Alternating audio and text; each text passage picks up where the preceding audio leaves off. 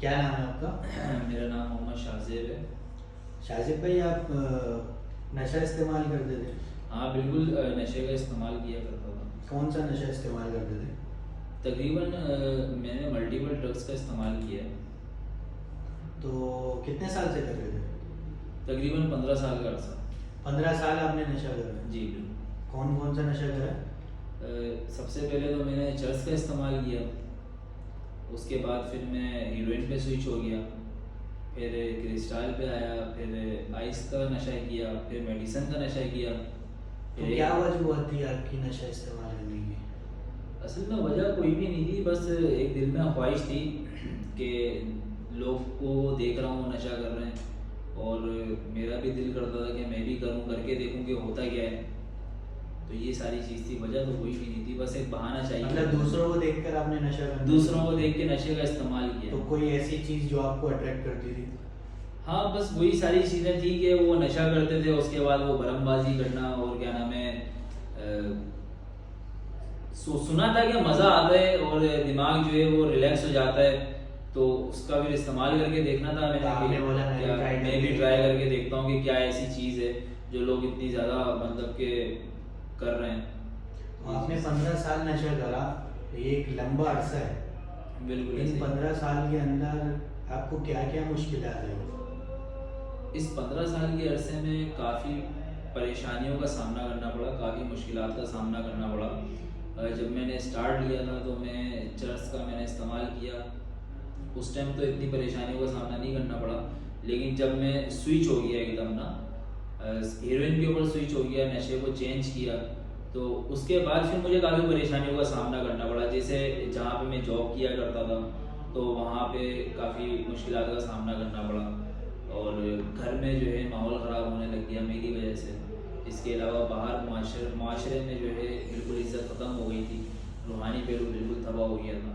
ये सारी चीज़ें यानी कि जो अहम पहलू थे ना ज़िंदगी के, वो मेरे बर्बाद हो गए इस नशे की वजह से। आपने जब हीरोइन शुरू करी तो मैंने तो ये सुना है कि जो हीरोइन पीने वाले लोग होते हैं वो तो घर के सारे बर्तन भी बेचते थे। तो क्या ऐसी कोई आपने हरकत करी? बिल्कुल ऐसे ही है, लेकिन ऐसा है कि हीरोइन पीने वाला, मैंने अगर हीरोइन पी है और मैं बिल्कुल इसी तरीके से करता था, आप सही कह रहे हैं कि घर के मैंने तकरीबन बर्तन तो खैर नहीं, लेकिन जो चीज़ हाथ में चढ़ती थी ना वो मैं बेच दिया करता था, क्योंकि मुझे जॉब से निकाल दिया जाता था।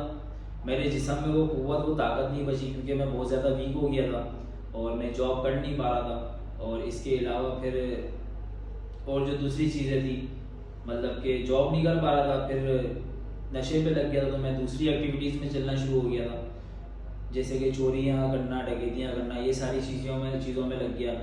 फिर जब इसमें भी हिम्मत नहीं बची, जाहिर सी बात है वीक हो गया, कमज़ोर हो गया, ये भी नहीं कर पा रहा था, तो फिर मैं जो है वो घर का सामान बेचना मैंने शुरू कर दिया था। और मैं ये समझता हूँ कि सिर्फ हीरोइन ही नहीं, लेकिन इसके अलावा कोई सा भी नशा हो ना, अगर वो एक्सट्रीम लेवल पे चला जाए ना तो मामला यही सारे होते हैं, जैसे कि घर का सामान बेच देना, लड़ाई झगड़ा करना।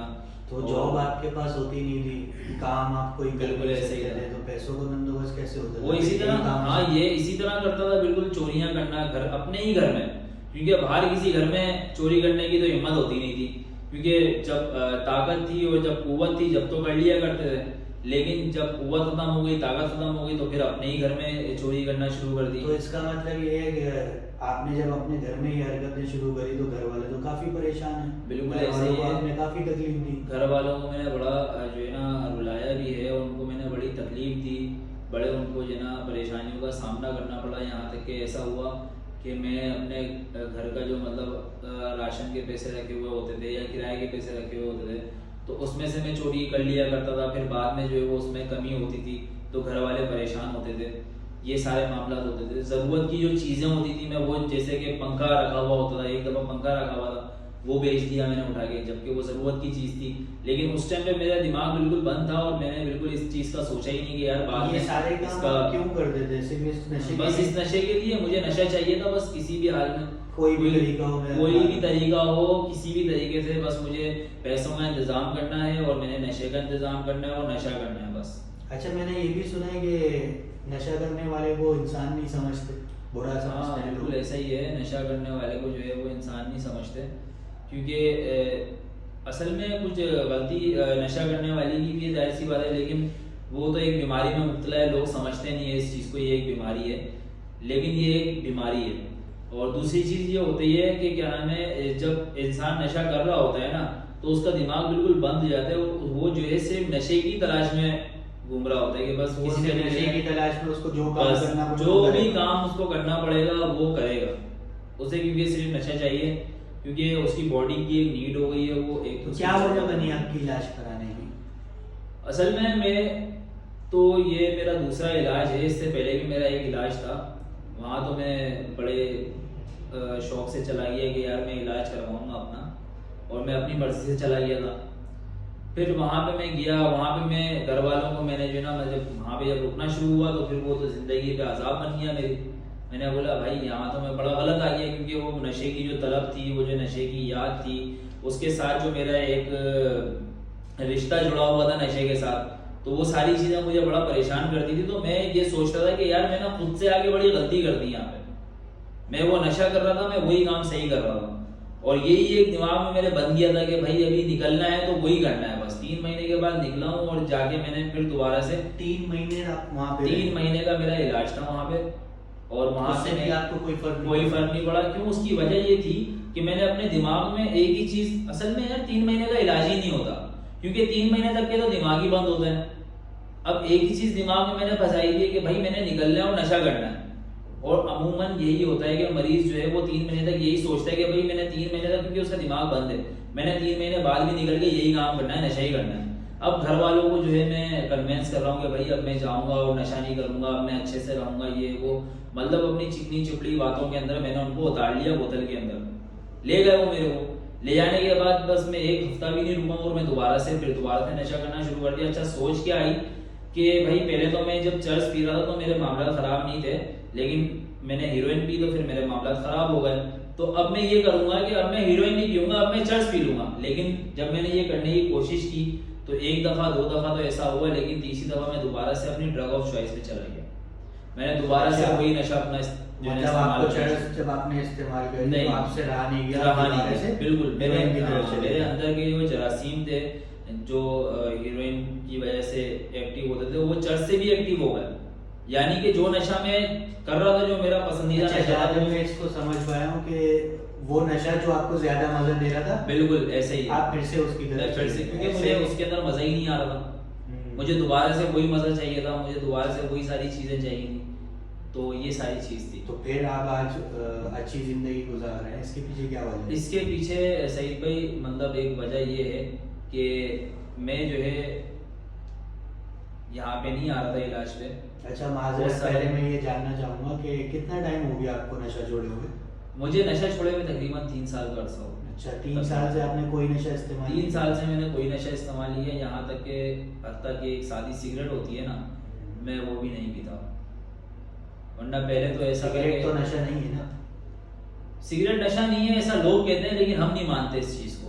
क्या वजह है? इसकी वजह ये है कि धुआं जो होता है ना, वो धुआं जिस्म में जाने के बाद, क्योंकि अब मैं एडिक्ट पर्सन हूँ, तो धुआं जब मेरे अंदर जाएगा ना, तो मेरे अंदर के जरासीम जो है ना, वो दोबारा से जाग जाएंगे, और मुझे दोबारा से उन्हीं सारी चीज़ों की याद आना शुरू हो जाएगी, वही सारी चीज़ें मुझे तंग करना शुरू कर देंगी, और मैं दोबारा से इनडायरेक्टली उन चीज़ों की तरफ जा सकता हूँ। ये हमारा मानना है, मतलब कि मेरा मानना है, मैं इस चीज़ को मानता हूँ, क्योंकि ये पहली सीढ़ी है। तो फिर दोबारा इलाज क्यों करवाने का फैसला? दोबारा इलाज का फैसला नहीं था मेरा, अच्छा, क्योंकि मेरा घर ख़राब हो गया था दोबारा से। जब मैं पहली दफ़ा इलाज पे गया था, आपको बताया मैंने, वहाँ से जब मैं वापस आया तो मैं दोबारा से नशा करने लग गया। उसके बाद मेरा घर ख़राब हो गया, घर के मामला ख़राब हो गए, वाइफ भी मेरी छोड़ के जा चुकी थी मुझे। तो अब उसके बाद मेरा इलाज का कोई इरादा नहीं था, बस मैंने ये सोच लिया था कि यार बस अभी नशा करना है और मौत है, बस नशा करना है और मर जाना है। अब किसी के लिए जिंदा नहीं रहना, किसी के लिए सही नहीं होना। यहाँ तक कि मैं अपने घर वालों को भूल चुका था। जाहिर सी बात है, जब सब बिल्कुल। कुछ छोड़ दिया हर किसी ने, तो उसके बाद यही सोच आती है इंसान को, बिल्कुल बस ऐसे ही था। बचा क्या। लेकिन यहाँ पे मैं अपने भाई को अप्रिशिएट करना चाहूँगा और अपनी वालदा को, कि उन्होंने स्टैंड लिया और उन्होंने मुझे नहीं छोड़ा, जबकि मैं सब कुछ छोड़ चुका था। उन्होंने मुझे नहीं छोड़ा, वो मुझे, मेरा छोटा वाला भाई और मेरी वालदा, इन लोगों ने ज़बरदस्ती मुझे इलाज पे डाला दोबारा।